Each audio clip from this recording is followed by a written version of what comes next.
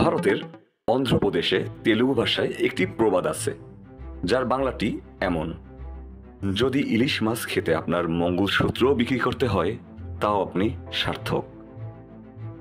আমরা সচরাচর মনে করি আমাদের প্রিয় ইলিশ মাছ শুধু দুই বাংলাতেই সীমাবদ্ধ, কিন্তু ইলিশ পুরো এশিয়াতে বিখ্যাত। বিশেষ করে বাংলাদেশ, পাকিস্তান, ভারতের পশ্চিমবঙ্গ, উড়িষ্যা এবং অন্ধ্রপ্রদেশে এই মাছের চাহিদা অনেক। ইলিশ মাছ বিশ্বের সব জায়গাতে নেই। কেন? কারণ এই মাছ হচ্ছে রাজকীয় মাছ, যেই সে জায়গায় পাওয়া যায় না। তবে বাংলাদেশ, ভারত, এমনকি ইরাক, ইরান সহ মোট 11টি দেশে রয়েছে। এমনকি জগৎ বিখ্যাত টাইগ্রাস নদীতেও পাওয়া যায় আমাদের ইলিশ। তবে স্বাদের দিক থেকে সবার সেরা বাংলাদেশের ইলিশ।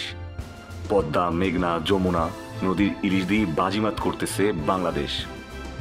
বিশ্বের মোট যে পরিমাণে ইলিশ ধরা হয় তার ৮৬% হচ্ছে বাংলাদেশে। আমাদের দেশের মোট জিডিপির ১.১৫% আসে এই ইলিশ থেকে, আর এই বিশাল সংখ্যক টাকা আসে মূলত ভারতের পকেট থেকে। ভারতের পশ্চিমবঙ্গ, উড়িষ্যা, অন্ধ্রপ্রদেশ এর মতো রাজ্যগুলোতে ইলিশের চাহিদা অনেক। এই সকল অঞ্চলেও ইলিশ পাওয়া যায়, যেমন পশ্চিমবঙ্গের রূপনারায়ণ নদী, হুগলি নদীতে, আবার উড়িষ্যার মহানদী নদী, চিলিকা লেক, অথবা অন্ধ্রপ্রদেশের গোদাবরী নদীতে ইলিশের দেখা মেলে। তবে বাংলাদেশের মতো এত পরিমাণে নয় এবং তার স্বাদও এতটা নয়। এমনকি ফারাক্কাবাদের অন্যতম কারণ ছিল হুগলি নদীতে ইলিশের পরিমাণ বাড়ানো, যদিও তা সম্ভব হয়নি ভারতের পক্ষে। যেই কারণেই ইলিশের ক্ষেত্রে বাংলাদেশের উপর এক প্রকার নির্ভর করে ভারত। পদ্মা নদীর ইলিশ এত সুস্বাদু কেন হয়?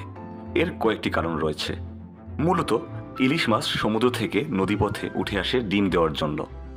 পদ্মা নদীর পানি প্রবাহ, এর মিঠা এবং লবণাক্ততার ভারসাম্য এবং স্রোতের গতিবেগ, এসব উপাদান ইলিশ মাছের স্বাদকে বিশেষভাবে প্রভাবিত করে।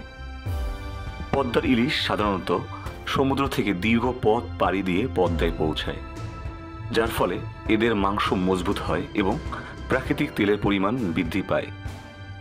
পদ্মার স্রোতের শক্তি ইলিশ মাছকে দীর্ঘ পথ পাড়ি দিতে বাধ্য করে, যার ফলে তাদের পেশি শিথিল হয়ে মাংস নরম হয়ে আসে।